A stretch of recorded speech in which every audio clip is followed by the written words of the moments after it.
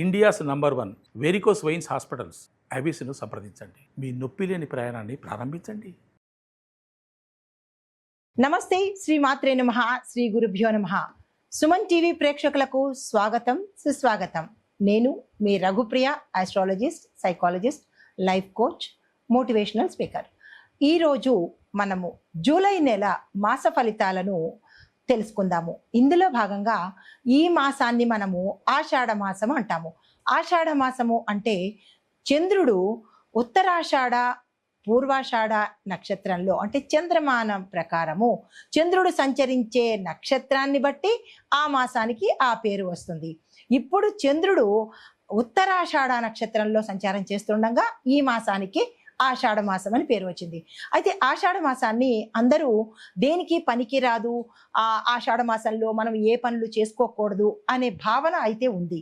అయితే ఈ మాసంలో మనము పూజలు, వ్రతాలు చేసుకోవచ్చు, కానీ గృహప్రవేశాలు, ఉపనయనాలు, నామకరణాలు లాంటి శుభకార్యాలనైతే మనము చెయ్యము. అయితే ద్వాదశ రాశుల వారికి ఈ మాసంలో, అనగా ఆషాఢము శ్రావణము కలగలిపిన ఈ మాసంలో ఎలా ఉండబోతోంది, స్త్రీలకు ఎలా ఉండబోతోంది, ఈ రాశిలో అంటే ఒక్కొక్క రాశిలో ఒక్కొక్క రంగంలో ఉన్న వాళ్ళకి, స్త్రీలకు, పురుషులకు, పిల్లలకు, ఉద్యోగస్తులకు, వ్యాపారస్తులకు, రాజకీయ నాయకులకు ఎలా ఉండబోతోంది అని సవివరంగా మీకు తెలియజేసుకుంటున్నాను. తదుపరి రాశి వృశ్చిక రాశి. ఈ రాశిలో ఉండే స్త్రీల ఆరోగ్యము, రక్త సంబంధిత సమస్యలు రావడము, పీరియడ్స్లో అనారోగ్య సమస్యలు తల ఎత్తే అవకాశం కనబడుతోంది. చాలా జాగ్రత్తలు తీసుకోవాలి. అయితే ఒత్తిడితో మానసిక అశాంతి, అస్థిరత కూడా వచ్చే అవకాశాలు కనబడుతున్నాయి. జాగ్రత్తలు తీసుకోండి. అగ్రెసివ్ నేచర్ గాను, కోపంతోనూ ఈ మాసంలో మీరు ప్రవర్తించే ప్రయత్నం చేయకండి. అయితే మీకు చెప్పదగిన చిన్న చిన్న చిట్కాలు: వేడి ఆహారము, తరువాత బరువు ఎక్కువగా మోసే పనులు ఈ సమయంలో పెట్టుకోకండి. దీంతో పాటు కనీసము 8 గంటల నిద్ర మీకు అత్యధికంగా అవసరమయ్యే అవకాశం కనబడుతోంది. ఈ విషయంలో ప్రతి మహిళ జాగ్రత్తలు తీసుకోండి. అయితే విద్యార్థులకు చూసుకున్నట్టయితే కనుక మెడికల్, ఫార్మసీ విద్యార్థులకు సక్సెస్ అయ్యే అవకాశము, మీరు విదేశాలు వెళ్ళాలన్నా, కొత్త కోర్సులు నేర్చుకోవాలన్నా, వేరే క్యాంపస్ ఇంటర్వ్యూస్కి వెళ్ళాలన్నా, ఇలా మీరు ఏదైతే అనుకుంటున్నారో దానికి సంబంధించిన ప్రణాళికలు కానీ, ప్లాన్స్ కానీ, లేదా మీ యొక్క ఏదైతే మీరు తలుచుకుంటారో, అనుకుంటారో, మీ యొక్క ఉపాధ్యాయులతో కానీ, తల్లిదండ్రులతో కానీ సంప్రదించి వారి యొక్క సలహా సహకారాల మీదకు మీరు చేసినట్టయితే సక్సెస్ సాధించే అవకాశం కనబడుతోంది. క్యాంపస్ ఇంటర్వ్యూస్కి వెళ్ళే వారికి ప్రథమార్థంలో కన్నా ద్వితీయార్థంలో ప్రయత్నం చేయండి. ఆల్రెడీ మీకు డేట్ వచ్చేసి ఉంటే దానికి ప్రిపేర్ అయ్యి వెళ్ళడం మంచిది. లేదు, పోస్ట్ పోన్ చేసుకునే అవకాశం ఉంటే పోస్ట్ పోన్ చేసుకునే ప్రయత్నం చేసుకోండి. తర్వాత పోటీ పరీక్షల్లో 2వ ప్రయత్నంలోనే మీకు ఫలితం వచ్చేటట్టు కనబడుతోంది. అంటే ఫస్ట్ అటెంప్ట్లో మీకు ఫలితం రాకపోవచ్చు, 2వ అటెంప్ట్లో తప్పనిసరిగా పాస్ అయ్యే అవకాశాలు కనబడుతున్నాయి. నిరాశ చెందకండి. ఉద్యోగస్తులకు చూసుకున్నట్టయితే కనుక మహిళా ఉద్యోగులకు మీ యొక్క డ్యూటీస్లో మార్పులు వచ్చే అవకాశం కనబడుతోంది. ఉన్న స్థానం నుంచి వేరే స్థానానికి వెళ్ళడం కానీ, లేదు అంటే ప్రమోషన్స్ కానీ, లేదా విదేశాలకి మీ యొక్క సంస్థ తరపు నుంచి మిమ్మల్ని పంపించడం కానీ, ఇలాంటి చిన్న చిన్న మార్పులు జరిగే అవకాశాలు గోచరిస్తున్నాయి. అయితే సహోద్యోగులతో వాగ్వాదనలకు దిగే ప్రయత్నం చేయకండి. వాళ్ళు ఏదైనా అంటే కనుక మీరు కామ్ అయిపోవడంతో కానీ, లేదా దాన్ని చాకచక్యంతో, సమయస్ఫూర్తితో నెగ్గుకొచ్చే ప్రయత్నం చేయండి, కానీ డిప్రెషన్లోకి వెళ్ళే ప్రయత్నం మాత్రం చేసుకోకండి. తర్వాత వ్యాపారస్తులకు చూసుకున్నట్టయితే కనుక కాఫీ షాపులు, హ్యాండ్మేడ్ జ్యువెలరీ ఇలాంటి వ్యాపారాల్లో ఉన్న వాళ్ళకి లాభాలు వచ్చే అవకాశం కనబడుతోంది. అయితే పెట్టుబడుల విషయంలో ఈ సమయము చాలా చక్కని సమయము. 24 తర్వాత నుంచి మీరు పెట్టుబడుల కోసం ప్రయత్నం చేసుకోవచ్చు.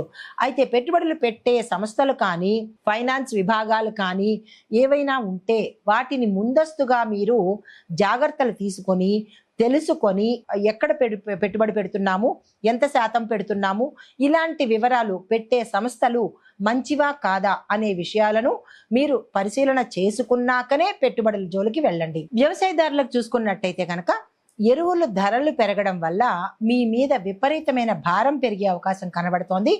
కానీ పంటలలో దిగుబడి అధికంగా వచ్చి మార్కెట్ ధర పెరగడం వల్ల మీకు ఆ ఖర్చు బ్యాలెన్స్ అయిపోయే అవకాశం కనబడుతోంది. అయితే ఎటువంటి పంటలు వేయాలి అంటే కనుక మిర్చి, టొమాటో ఈ 2 సాగులు కనుక మీరు చేసినట్టయితే ఉత్తరోత్తర విశేషమైన లాభాలు పొందే అవకాశం కనబడుతోంది. ప్రతి ఒక్క రైతు ఈ విషయంలో ప్రణాళికలు వేసుకొని దానికి సంబంధించిన చర్యలు తీసుకోండి. రాజకీయ పరంగా చూసుకున్నట్టయితే కనుక అంతర్గతంగా స్త్రీలు గట్టి పోటీ పడతారు. అంటే ఇంటర్నల్గా మీ స్త్రీలు పోటీ పడే అవకాశం కనబడుతోంది. అయినప్పటికీ కొంత సానుకూలంగా స్పందించే ప్రయత్నం చేసుకోండి. ప్రజలతో మీరు కమ్యూనికేషన్ ఎక్కువగా పెంచుకోవడము, ప్రజల మధ్యలో తిరుగుతూ ఉండడము, వారి యొక్క సమస్యలను మీరు కనుక్కుంటూ తక్షణ చర్యలు తీసుకున్నట్టయితే ప్రజలలో మీ మీద నమ్మకంతో పాటు గౌరవం కూడా పెరిగే అవకాశం కనబడుతోంది. ప్రతి రాజకీయ నాయకులు అంటే ఈ రాశిలో ఉండే ప్రతి రాజకీయ నాయకులు మహిళలు కానీ పురుషులు కానీ ఈ ప్రయత్నం చేసినట్టయితే మంచి పేరు ప్రఖ్యాతలు తెచ్చుకునే అవకాశం ఉంది. అయితే వాతావరణ పరంగా చూసుకున్నట్టయితే తడి వాతావరణం వల్ల ఆస్తమా బాధితులకి మరింత తీవ్రత అయ్యే అవకాశం కనబడుతోంది. అలాంటి వారు ఎవరైనా ఉంటే తక్షణమే డాక్టర్ పర్యవేక్షణ చేసుకోండి. తర్వాత నీటి విషయంలో జాగ్రత్తలు తీసుకునే ప్రయత్నం చేయండి.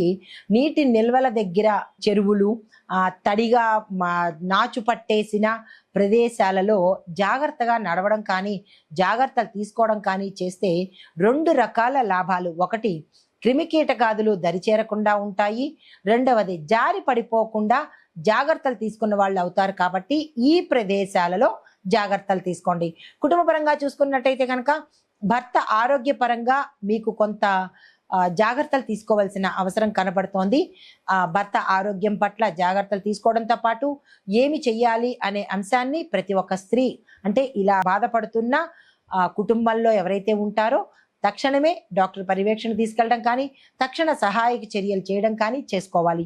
దీంతో పాటు పిల్లలకు సంబంధించినటువంటి అంటే చదువుకున్న పిల్లలు ఉంటారు, పెళ్లికి ఎదిగిన పిల్లలు ఉంటారు. కాబట్టి పెళ్లికి ఎదిగిన పిల్లల పట్ల జాగ్రత్తలు తీసుకోండి. వారు చేసే పనులు కానీ వారు ఎక్కడికి వెడుతున్నారు అనేది క్రమశిక్షణతో తెలుసుకునే ప్రయత్నం చేసుకోండి. చదువుకునే పిల్లలు ఉంటే కనుక ఆ చదువుకునే పిల్లల పట్ల వారు ఏమి చదువుతున్నారు అనే అంశాన్ని జాగ్రత్తగా పరిశీలించుకోండి. మీకు చెప్పదగిన పరిహారము, మంగళవారం రోజు సుబ్రహ్మణ్యేశ్వర స్వామి వారికి నెయ్యి దీపం వెలిగించే ప్రయత్నంతో పాటుగా ఓం అంగారకాయ నమః అనే మంత్రాన్ని 108 సార్లు జపించే ప్రయత్నం చేసుకోండి. దీంతో పాటు తెల్లవారుజామునే చన్నీళ్ల స్నానంలో అంటే చన్నీళ్లు స్నానం చేసేటప్పుడు కొద్దిగా పసుపుని కానీ లేదా గంగాజలాన్ని కానీ జోడించి స్నానం చేసినట్టయితే నరదృష్టికి సంబంధించి దిష్టికి సంబంధించిన చెడు దోషాలకు సంబంధించిన దోషాలు మీకు అంటకుండా ఉండే అవకాశం కనబడుతోంది. ఈ విషయంలో చాలా జాగ్రత్తలు తీసుకొని ఈ పరిహారాలను పాటించుకుంటూ మంచి ఫలితాలు పొందాలి అని కోరుకుంటూ నమస్తే.